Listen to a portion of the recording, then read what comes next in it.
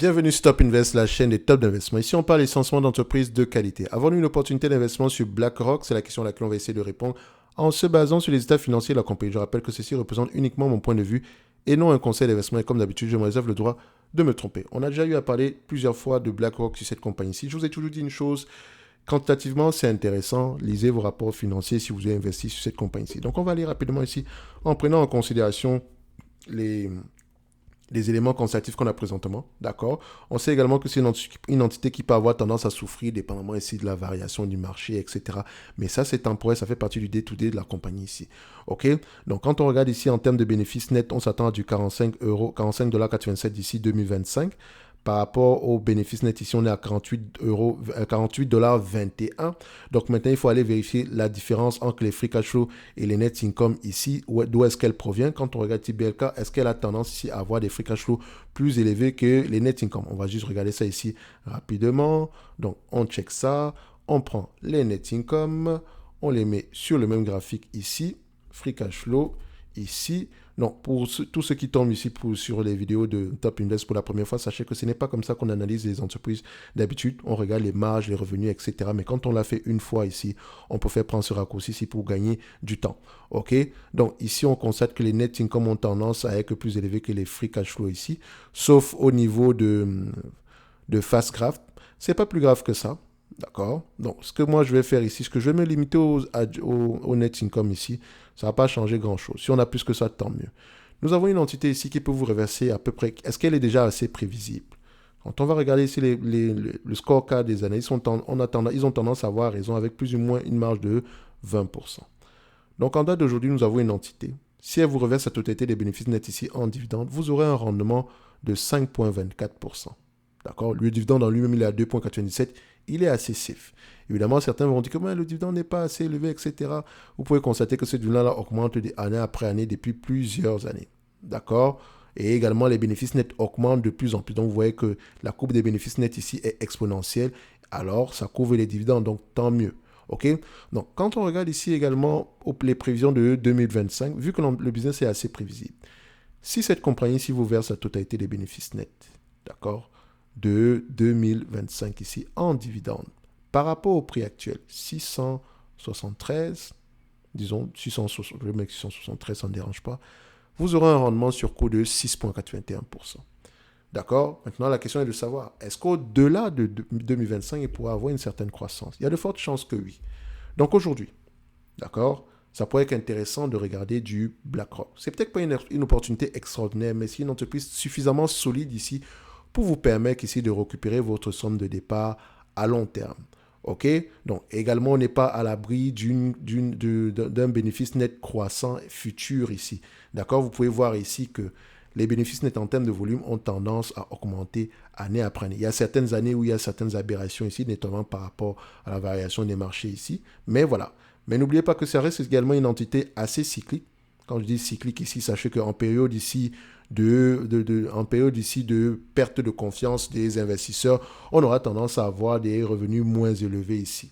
D'accord? Mais ce n'est pas plus grave. OK?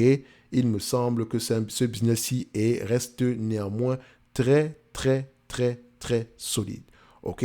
Donc, ça ne serait pas fou pour quelqu'un de commencer à commencer à accumuler ou bien à ouvrir une position aujourd'hui sur BlackRock, même au prix actuel. OK?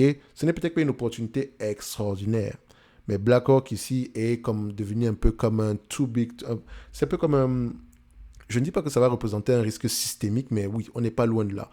Parce que je pense qu'on est à peu près à 10 trillions d'actifs sous gestion, sinon plus que ça. C'est tout simplement énorme. Ça a une énorme valeur. OK? Donc, ceci n'est que mon point de vue et non un conseil d'investissement. Je peux également me tromper et je me réserve toujours d'ailleurs le droit de le faire. Sachez que même si une entreprise m'intéresse du point de vue quantitatif, je ne vais jamais l'acheter sans lire mes rapports financiers. OK? Et c'est ce que je vous encourage toujours à faire ici. Parce que ici, on a juste parlé des éléments quantitatifs. L'analyse fondamentale, c'est le quantitatif plus le qualitatif. Le quantitatif présente les chiffres, le qualitatif fait parler les chiffres. Les deux sont indissociables.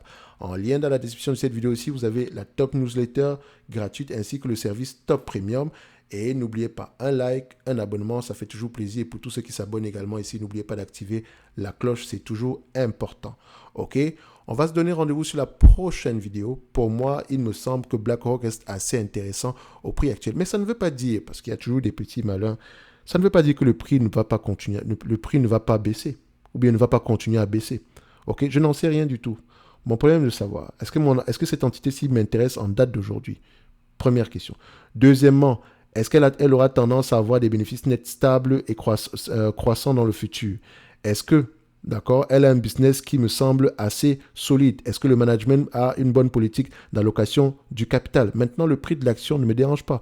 Si on vient me chercher si BlackRock m'intéresse à 672 dollars l'action, elle va également m'intéresser aux alentours ici, disons des 500 dollars l'action. Pourquoi pas aux alentours des 200 dollars l'action également ici. Tant que les fondamentaux restent solides, quantitatifs ainsi que qualitatifs. OK? Donc, c'est très, très important. Vous n'achèterez jamais, le marché s'en fout. Si vous l'achetez à 672 ici, vous pensez que c'est là qu'il va, le prix va commencer à monter, c'est là que le prix de l'action va recommencer à monter. Non, pas du tout. OK? En achetant aujourd'hui, il faut être prêt à subir une décote de 50%. Donc, ça veut dire que si je l'achète à 673 et qu'on me vend cette compagnie-ci à 335 ici et poussière ou 336, je dois être prêt à l'acheter également avec le même engouement qu'à 672 ou à 673. D'accord? Faites très attention. D'aucuns ici, quand ils sont en perte, quand ils ont une perte latente ici, ils commencent à paniquer. En fait, si vous paniquez, c'est parce qu'il y a des éléments que vous n'avez pas pris en considération dans votre analyse. OK? Oui, généralement, c'est le cas. Si vous posez 1 milliard de questions, c'est parce qu'il y a quelque chose dans votre analyse qui a été mal fait.